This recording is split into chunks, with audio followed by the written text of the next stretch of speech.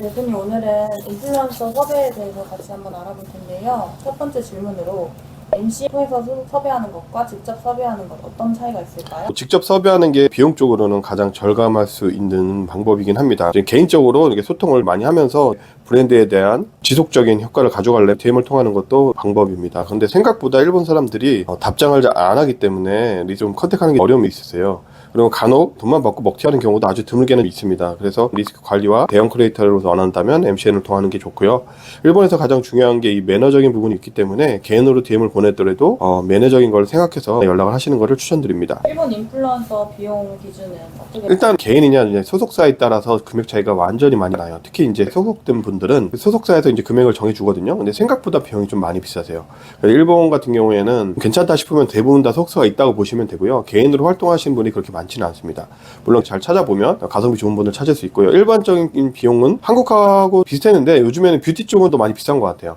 팔로워스 곱하기 1에서 4엔 정도가 기본적인 방식인데, 예를 들어서 일본 인플루언서도 3등급 정도로 나눈다면 먼저 이제 일반 시딩하는 단계인 나노 인플루언서들이 있죠. 뭐 1만 이하로 몇천 명대를 들고 있는 분들은 기본으로 그냥 물건을 뿌리는 데에만 접근하시는 게 낫습니다. 그러니까 이런 분들한테 물건을 뿌리고 판매량을 기대하기는 힘들어요. 그래서 가장 기본적인 단계인 나노 같은 경우에는 보통 우리나라 돈으로 따지면 5만 원에서 10만 원 그 이하인 경우도 있고요.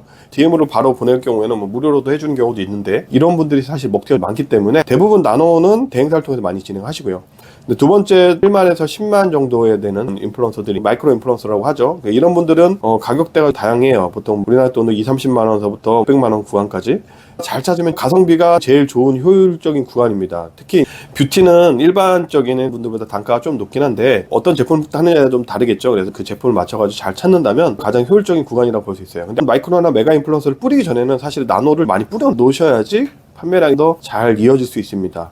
기본적으로 많이 깔려 있어야지 신뢰를 갖거든요. 그리고 마지막으로 이제 메가 인플루언서들인데 보통 10만 이상인 경우가 많고 대부분은 소속사를 끼고 있습니다. 그래서 비용은 상상 이상으로 많이 비싸요. 최저 뭐 한 300 정도부터 뭐 1,500, 2,000 이 정도까지 보셔야 되고, 그리고 아무래도 중간에 소속사가 있다 보니까 비용이 많이 올라갑니다. 사실은 이런 분들이 판매량에 직결적으로 연결이 되세요. 근데 마지막 단계라고 보시면 되고, 일본에서 마케팅을 할 때 제일 기본 단계로서는 제일 먼저 제품 리뷰, 두 번째가 이 나노 인플루언서들 시딩할 수 있는 인원들한테 뿌려놓고, 그 다음에 마이크로와 메가를 얼마나 쓰느냐에 따라서 마지막 단계에서 판매량이 올라가는 겁니다. 만약에 나노 인플루언서도 안 뿌려놓고 리뷰도 없고 이런 사전 작업이 안 된 상태에서 메가 인플루언서를 썼다, 판매량은 어느 정도 올라가시겠죠. 그러나 기대만큼의 효과는 별로 없을 겁니다. 그 다음에 또 많이 질문하시는 게 2차 활용 비용에 물어보시는 분이 있는데, 사실 이 부분은 모든 분들이 다 별도세요.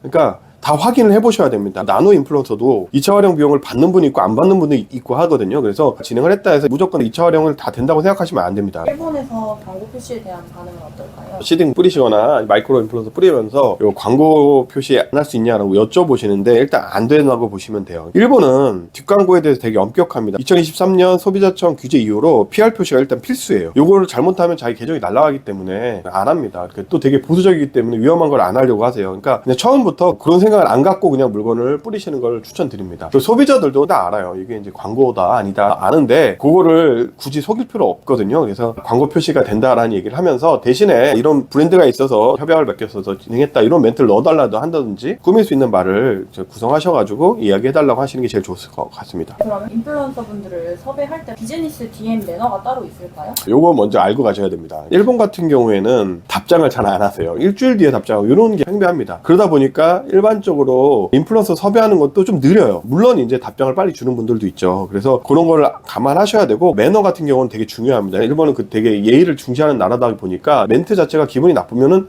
그냥 무시해 버리는 경우가 많이 있으세요. 그래서 우리나라 분들이 많이 실수하는 게, 안녕하세요 협찬 문의드려요 이런 식으로 짧은 메시지를 문의드리면 답장 안 합니다. 회사에 대한 소개 뭐에 대해서 길게 경어 쓰면서 보내시는 거를 추천드립니다.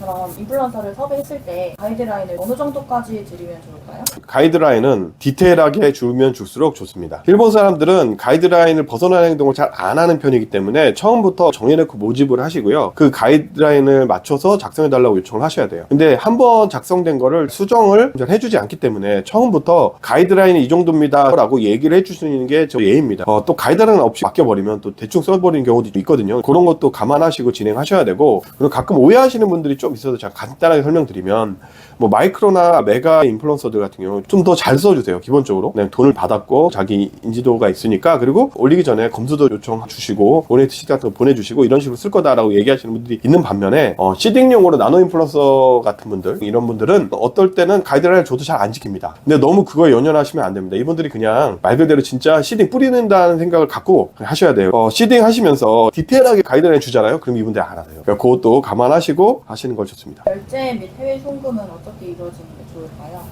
일단은 일본 분들은 처음에 DM으로 컨택을 하시는지 직접 컨택을 하셨을 경우에는 대부분 다 해외 송금을 하세요. 페이팔이나 YG 같은 걸 사용하셔가지고 보내시면 되고, 수수료는 은행에서 보내면 10,000원 이상의 수수료가 나오실 테고, 간단한 YG 같은 경우는 뭐 4,000~5,000원 정도 내겠죠. 그러니까 아마 법인이시라면 보통 한 3~4만 원 정도의 그 송금 수수료가 발생한다라고 생각하시면 됩니다. 그리고 간혹 이제 인플루언서 중에 해외 업체하고 거래 안 하셨던 분들은 그냥 통장 정보를 국내 통장 정보처럼 주는 경우가 있거든요. 이런 분들한테는 내가 해외에서 보낼 거니까 네 통장이 해외에서 받는지 확인 한번 해주고, 그리고 해외 통장 받는 조건으로 달라, 이렇게 얘기를 하시는 게 좋습니다. 샘플 배송할 때 관세가 발생할 수 있는데 어떻게 해결해야 돼요? 샘플을 한두 개 보내면 문제가 없는데, 합산 금액으로 우리나라 따지면 16만 원 이상 넘어가면 관세가 나온다고 생각을 하셔야 돼요. 그래서 일주일 이상 텀을 두고 나눠 보내는 걸 좀 추천드리고요. 보내도 하루 이틀 차이로 나눠 보내면 합산으로 관세세 됩니다. 아니면은 DDP 조건으로 보내시거나 현지 문지창고를 사용해서 보내시는 걸 추천드립니다. 마지막으로 중요한 사항 하나를 딱 말씀드리면,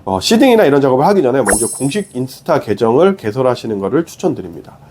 일본 사람들은 이 공식이라는 단어를 되게 좋아하거든요. 이 브랜드가 이제 일본에 공식적으로 진출했다, 이런 느낌을 주기 위해서 라쿠텐이나 라쿠텐 판매 채널 외에 공식적인 홈페이지나 계정이 있어야지 더욱더 신뢰를 합니다.